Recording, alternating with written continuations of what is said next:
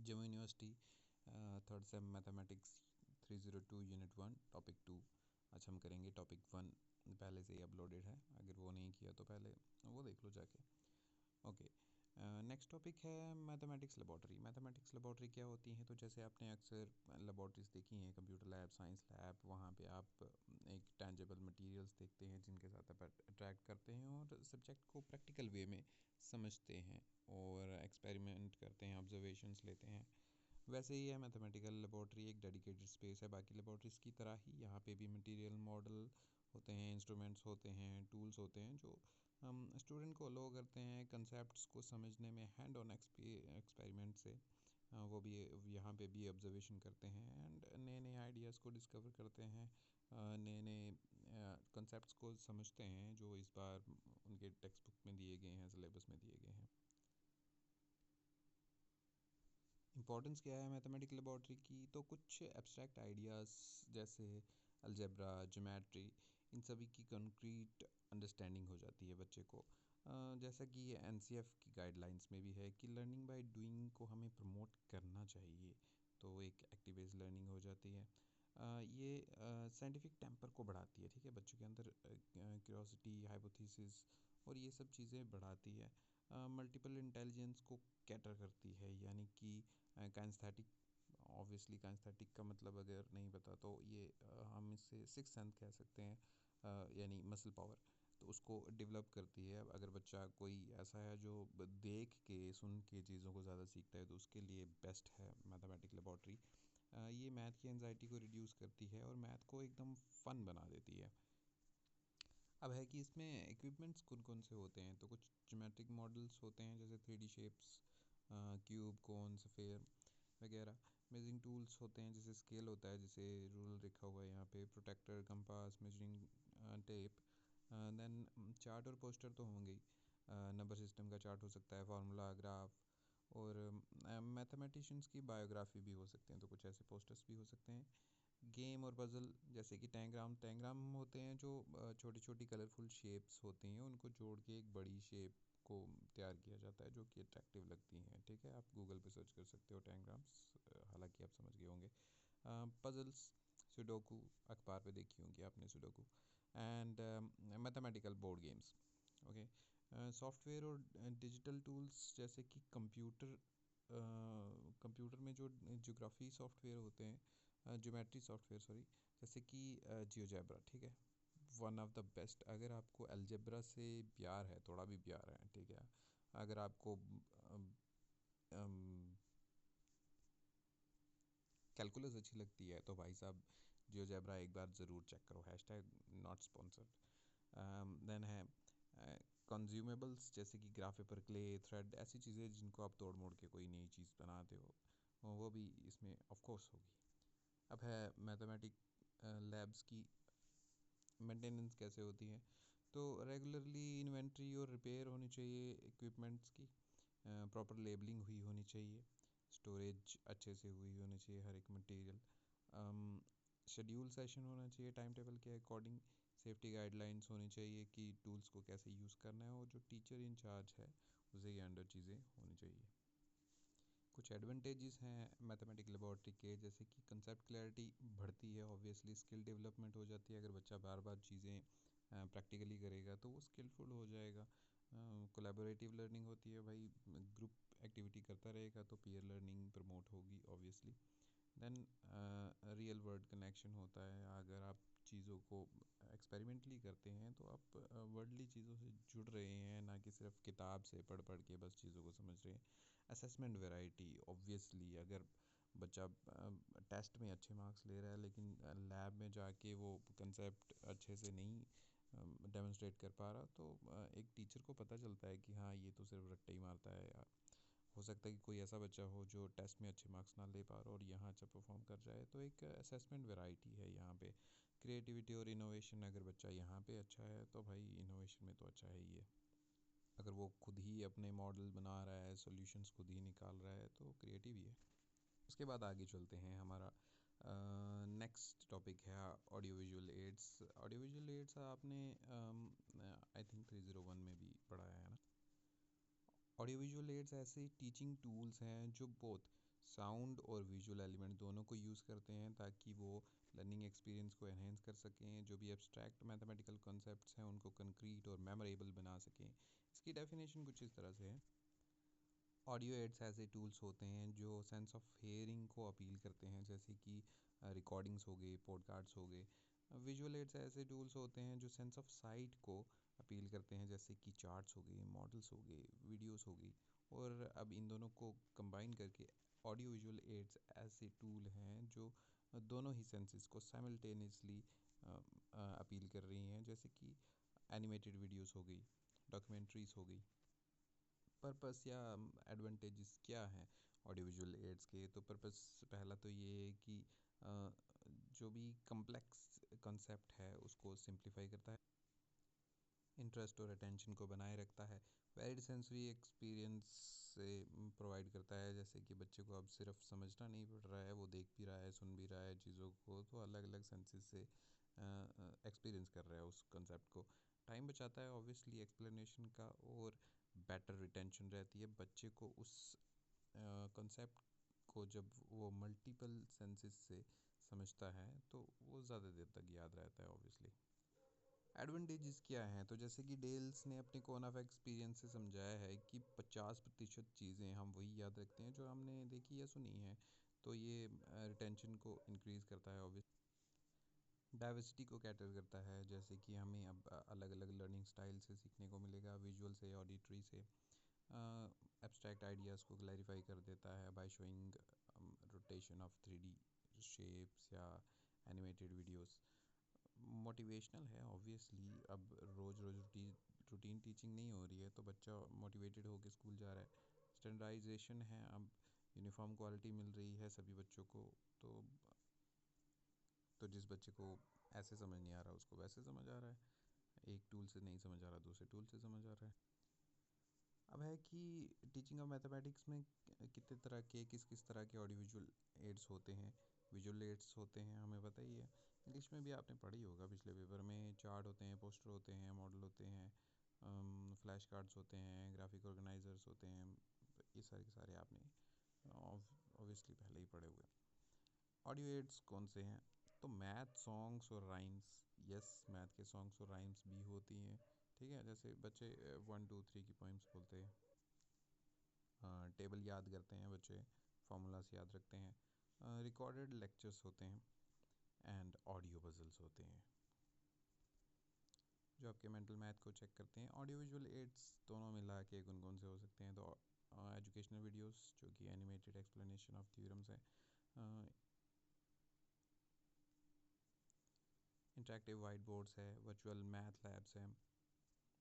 Virtual math labs आप किसी भी साइट पे जाके चेक कर सकते हो। आप गूगल पे जो सर्च ही करो वर्चुअल मैथ लैब है ना, आपको बहुत सारी साइट्स मिल जाएंगी। ठीक है, आप वर्चुअली किसी भी मैथ लैब पे जाके इंटरेक्ट कर सकते हो, चीज़ों को सीख सकते हो।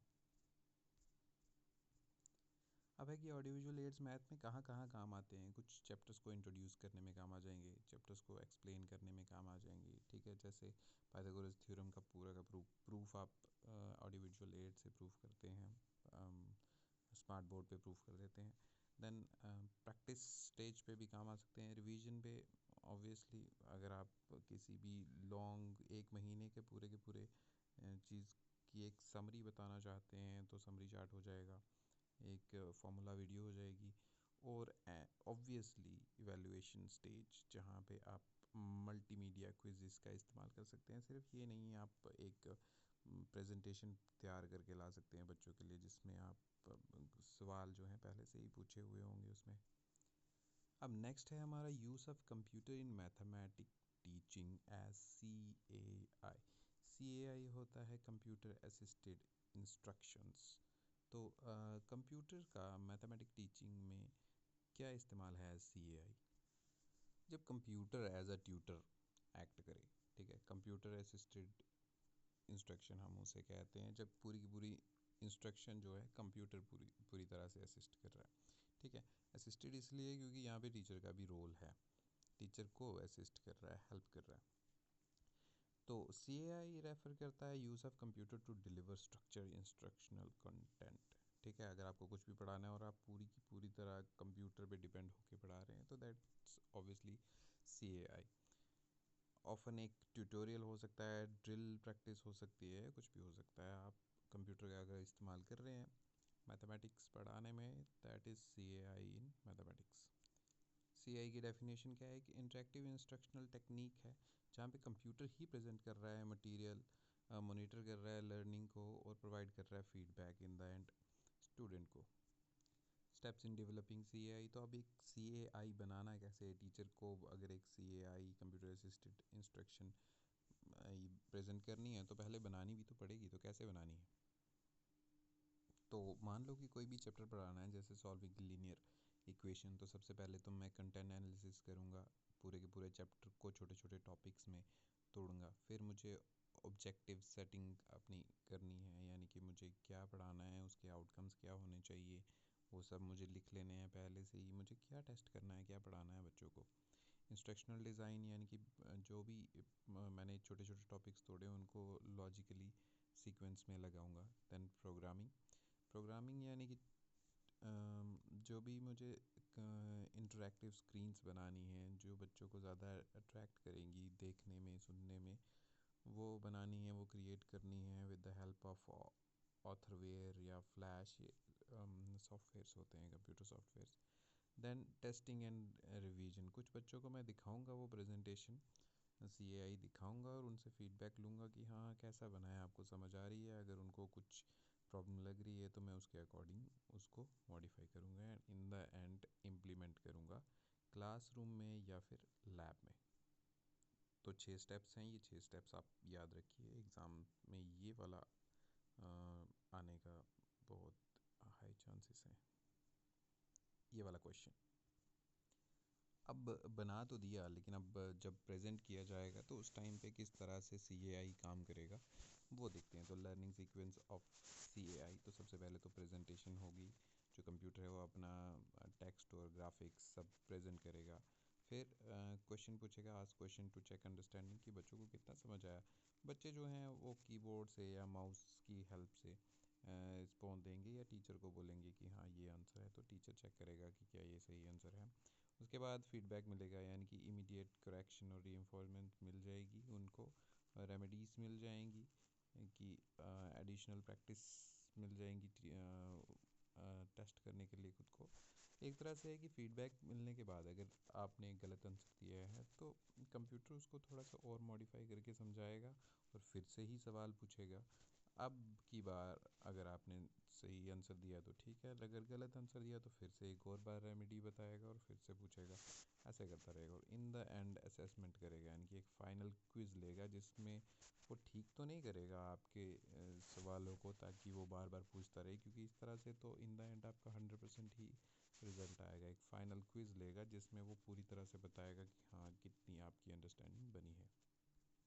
अब है कौन कौन किस किस तरह के CAI प्रोग्राम्स होते हैं, जिन्हें हम कहेंगे modes of CAI। Tutorial modes होते हैं जिसमें स्टूडेंट और टीचर के डायलॉग्स को जो है कंप्यूटर खुद ही सिमुलेट करता है, ताकि जो बच्चे के दिमाग में डाउट आ सकते हैं वो खुद ही टीचर पूछता रहता है as a student teacher dialogue simulation, और स्टेप बाय स्टेप इंस्ट्रक्शन देता रहता है ताकि क्लैरिटी बनती रहे। फिर है ड्रिल प्रैक्टिस, यानी कि एक ऐसा मॉड होता है CAI का जिसमें रिपीटेटिव एक्सरसाइजेस ही आती रहती हैं और आपको बस आंसर करते जाना है और अंडरस्टैंडिंग बनाते जाना है।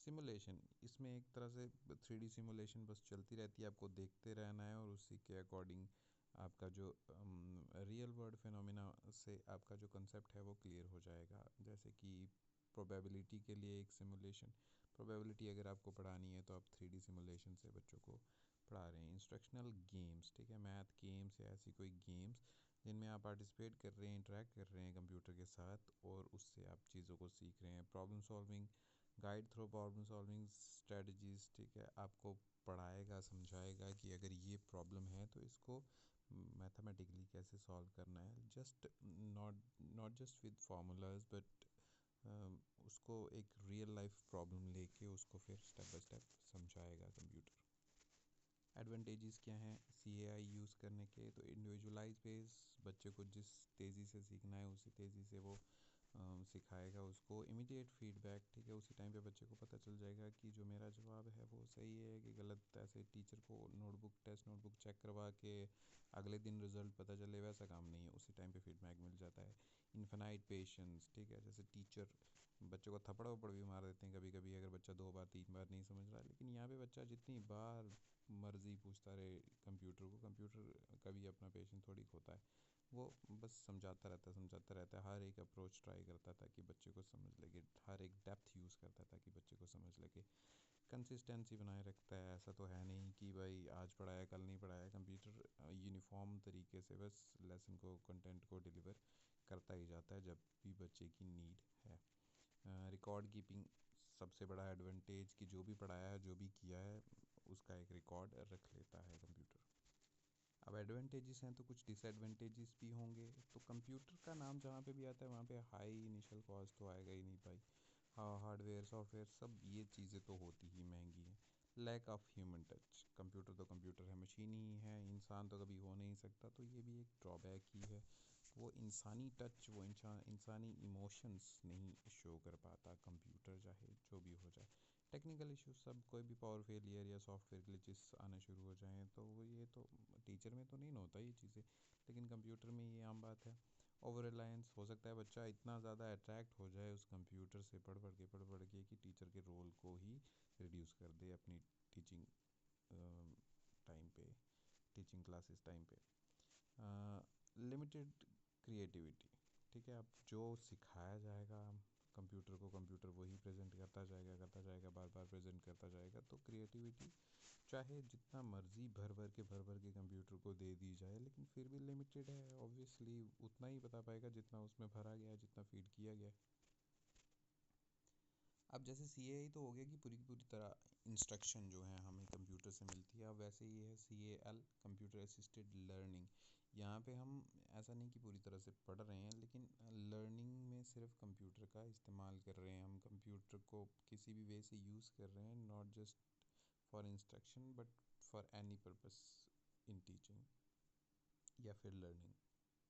तो जैसा आपने CALL, computer assisted language learning, English में पढ़ा था 301 में, वैसे ही कुछ है, लेकिन just CAL, computer assisted learning. Computer assisted learning है use of computer as a tool to facilitate enhance learning, ठीक है, आपको सिर्फ एज अ टूल की तरह उसको इस्तेमाल करना है, जहाँ पे कंप्यूटर सर्व कर रहा है as a resource rather than as an instructor, ठीक है, इंस्ट्रक्टर की तरह नहीं, एक रिसोर्स की तरह ही इस्तेमाल हो रहा है, यानी कि हमें सीखने में वो मदद तो कर रहा है, लेकिन पूरी की पूरी तरह इंस्ट्रक्शन हमें उससे नहीं मिल रही। टीचर सिखा रहा है अलग अलग मॉडल से, मैथमेटिक लैब से, बस कंप्यूटर का बीच में इस्तेमाल हो रहा है, that is computer assisted learning, not computer assisted instruction, ठीक है, पूरी की पूरी इंस्ट्रक्शन हम उससे नहीं ले रहे हैं। या लो कर रहा है एक्सप्लोरेटरी एंड इंटरेक्टिव लर्निंग से, हम एक्सप्लोर कर रहे हैं, यानी कि टीचर हो सकता है कंप्यूटर हमें बता रहा हो कि ये वाले टूल्स का इस्तेमाल करो और आप पाइथागोरस थ्योरम ज़्यादा इजीली सीख जाओगे, तो उसके बाद आप कंप्यूटर को बंद करके वो वाले टूल्स का ही इस्तेमाल करते जा रहे हो, ठीक है, तो एक्सप्लोर करवा रहा है ये। अब है टाइप्स ऑफ CAL, टाइप्स किस तरह की होंगी, तो एक्सप्लोरेटरी लर्निंग सबसे पहली टाइप, जैसे कि मैंने बताया अगर ज्योमेट्री पढ़नी है तो भाई जियोजेब्रा अभी जाके डाउनलोड करो, कंप्यूटर में करो, अपने मोबाइल में करो, जैसे मर्जी करो, बट जाके देखो बस क्या चीज़ है ये। अगर आपको कोई भी इंफॉर्मेशन एक्सेस करनी है तो इंटरनेट, इंसाइक्लोपीडियास, ये सब चीज़ों से आप इंफॉर्मेशन निकाल सकते हैं। कोलैबोरेटिव लर्निंग एक टाइप है CAL की, जहाँ पे कंप्यूटर का इस्तेमाल होता है ग्रुप प्रोजेक्ट्स में। टूल बेस्ड लर्निंग, जहाँ पे एक टूल यानी कि स्प्रेडशीट, एक्सेल जिसे हम कहते हैं, वो हम उससे हम स्टैटिक्स सीख सकते हैं, प्रोग्रामिंग फॉर लॉजिक सीख सकते हैं या सिखा सकते हैं, वट। अब कुछ एडवांटेजेस हैं CAL के, जैसे एक्टिव लर्निंग हो जाती है, बच्चा बिल्कुल ध्यान फोकस करके सीख रहा है। विजुअलाइजेशन, यानी कि सिर्फ किताबों से नहीं, अब विजुअलाइज करके बताया जा सकता है CAL से। रियल वर्ल्ड एप्लीकेशन, तो कुछ ऐसी चीज़ें हैं जो काम आती ही, कुछ तो आप ऐसा करोगे ना जो कंप्यूटर से ही होता है, तो स्प्रेडशीट से डाटा एनालाइज करना ही तो होता भी कंप्यूटर से, और आप सीख भी अब कंप्यूटर से ही रहे हो, सिर्फ कंप्यूटर की किताब से नहीं सीख रहे हो। डिफ्रेंशिएशन, अलग अलग लर्निंग पाथ्स आप यूज़ कर सकते हो, अलग अलग लर्निंग अप्रोचेस आप यूज़ कर सकते हो इसकी मदद से, और अलग अलग तरीके से आप किसी कंसेप्ट को समझ सकते हो। एंगेजमेंट वो तो है ही, ऑब्वियसली इंटरेस्ट बन रहा है बच्चों का, और एक गेम लाइक इन्वायरमेंट बन रहा है। अब अगर एडवांटेजेस हैं तो कुछ डिसएडवांटेजेस, लिमिटेशंस भी होंगी। लिमिटेशन लिखना ज़्यादा बेटर है। अब लिमिटेशन ये है कि टीचर को ट्रेनिंग चाहिए, ठीक है, स्टूडेंट को, टीचर को, दोनों की दोनों को समझ होनी चाहिए ना कंप्यूटर की। इंफ्रास्ट्रक्चर डिपेंडेंसी है कि भाई ये रिलायबल कंप्यूटर पे या इंटरनेट पे डिपेंड करता ही है। अगर सीएल का इस्तेमाल करना है तो डिस्ट्रैक्शन रिस्क है, बच्चा ये ना हो पढ़ाई की बजाय ये देखने लग जाए कि ओहो कितना सुंदर प्रोजेक्टर है, कितना बड़ा वाइट बोर्ड है। तो ये सब चीज़ें देखो तो 2-4 टॉपिक तो यूं ही मिस हो जाएंगे, हो सकता है आपने भी किए हो इसी वीडियो के बीच। देन सोशल आइसोलेशन है, हो सकता है बच्चा बस लेके बैठ ही जाए कंप्यूटर असिस्टेड लर्निंग को और बाकी किसी से समझे ही ना किताब ना टीचर। कंटेंट क्वालिटी अब सॉफ्टवेयर पे डिपेंड करता है कि वो कैसी अच्छी क्वालिटी, एजुकेशनल क्वालिटी जो है वो डिलीवर कर रहा है। अब है मैथ पढ़ाने के लिए पावर पॉइंट प्रेजेंटेशन को कैसे प्रिपेयर किया जाए। तो पहले तो पावर पॉइंट प्रेजेंटेशन होती क्या है। Power point presentation as digital slide shows होती हैं, ऑर्गेनाइज की होती हैं ताकि आप अलग अलग जो स्लाइड्स हैं वो कभी इमेजेस शो कर रही हैं, कभी टेक्स्ट शो कर रही हैं, कभी एनिमेशन शो कर रही हैं, और कभी ऑडियो वीडियो कुछ भी चल रहा है। तो उससे आप चीज़ों को सिक्वेंशियल वे में समझते हैं, ठीक है। ये टीचर खुद प्रिपेयर कर सकता है, हो सकता है प्रीपेयर्ड हो पहले से ही। अब है steps for preparing power point in Microsoft office. तो पहले तो टीचर प्लान करेगा, उसमें क्या करेगा, पहले डिफाइन करेगा टॉपिक को, उसको पढ़ाना क्या है और क्यों पढ़ाना है, उसके ऑब्जेक्टिव्स, आउटलाइन करेगा कंटेंट फ्लो को कि कैसे पढ़ाऊँगा, सीक्वेंस क्या होगा। तो पहले इंट्रोडक्शन वाली स्लाइड्स चलेंगी, उसके बाद एक्सप्लेनेशन जो सबसे ज़्यादा सबसे ज़रूरी, उसके बाद कुछ एग्जाम्पल वाली स्लाइड चलेंगी, एंड देन प्रैक्टिस, लास्ट में असेसमेंट भी तो करनी है।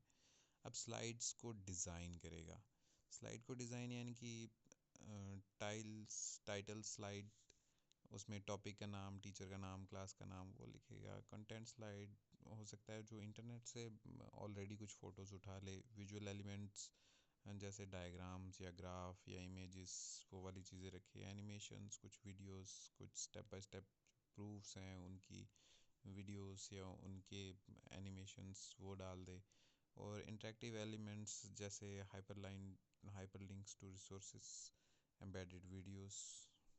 ओके, एक एग्जांपल इसकी दी है यहाँ पे, अगर सर्कल की थ्योरम पढ़ानी है तो कैसे आएगी। तो पहली स्लाइड आएगी जिसमें सर्कल की इमेज बनी होगी, दूसरी स्लाइड आएगी जो थ्योरम को, उस थ्योरम की स्टेटमेंट को बताएगी, तीसरी स्लाइड आएगी जो डायग्राम के साथ लेबल्स बताएगी, और एनिमेटेड वीडियो होगी ताकि थोड़ा इंटरेक्टिव लगे। चौथी स्लाइड आएगी वो स्टेप बाय स्टेप प्रूफ बताएगी, हर एक स्टेप जो है क्लिक करने पे आता जाएगा। पांचवी आएगी स्लाइड और एग्जाम्पल आ जाएगी उसी की, अगर अब थ्योरम हो चुकी है कंप्लीट तो उसी थ्योरम पे एक एग्जाम्पल तो आएगी। प्रैक्टिस प्रॉब्लम, पहले एग्जाम्पल आई है, अब प्रैक्टिस करनी है आपने, तो हो सकता है बच्चों को वहाँ से नोट करके कहा जाए कि अब प्रैक्टिस करो। And in the and summary या रियल वर्ल्ड एप्लीकेशन बता दी जाए लास्ट वाली स्लाइड पे। लास्ट में टीचर क्या करेगा, उस पूरी की पूरी जो उसने बनाई है प्रेजेंटेशन उसको रिव्यू करेगा, एरर्स तो नहीं है, रीडेबिलिटी जो है वो, फ़ॉन्ट या कलर वो सब चेक करेगा कि ये बच्चे दूर बैठा हुआ बच्चा या बीच में बैठा हुआ बच्चा वो पढ़ तो पाएगा ना। और प्रैक्टिस टाइमिंग एंड ट्रांजिशंस की, जैसे जैसे मैं बोलते जाऊँगा वैसे वैसे वो स्लाइड्स आती भी जाएंगी, तो उसके साथ उसको प्रैक्टिस भी तो करनी पड़ेगी। अब कुछ एडवांटेजेस हैं पावर पॉइंट को यूज़ करने के टीचिंग ऑफ मैथमेटिक्स में, जैसे विजुअली अपीलिंग होता है, अगर बच्चे को इस तरह से पढ़ाएंगे कलर शेप एनिमेशन तो वो तो बच्चा अट्रैक्टेड फील करेगा ही। स्टेप बाय स्टेप रेलेवेंस, ठीक है, आपको लिखना नहीं पड़ेगा, वो पहले से ही स्टेप बाय स्टेप लिख के दिए होंगे, आपने हो सकता है बोलना है, हो सकता है आपने पहले से ही आवाज़ रिकॉर्ड करके रखी है, तो वो भी नहीं। देन रीयूसेबल है, ऑब्वियसली आज जो पढ़ाया है वो आप अगले साल की अगले सेशन में भी पढ़ा सकते हैं बच्चों को, सेम चीज़ उसी स्लाइड शो से, उसी प्रेजेंटेशन से। मल्टीमीडिया इंटीग्रेशन, आप फार्मूला, डायग्राम, वीडियो एक ही जगह पे चला सकते हैं। ठीक है, आपको कभी कभी होता है ना कि 2 या 3 बोर्ड्स यूज़ करने पड़ जाते हैं, ये फार्मूला इधर लिखा, डायग्राम इधर लिखी, एक्सप्लेनेशन इधर शुरू करी, तो वो नहीं है, वो एक ही जगह पे हो सकता है। ऑर्गेनाइजेशन हो जाती है ऑब्वियसली, सारे की सारी चीज़ें कैसे फ़्लो करेंगी, लॉजिकल फ़्लो बिल्कुल सही तरीके से। प्रेजेंटेशन, पावर पॉइंट तो है ही प्रेजेंटेशन के लिए। Then accessibility can be shared with absent students. Obviously अगर बच्चा नहीं आया तो उसको शेयर कर दो, खुद पढ़ लेगा।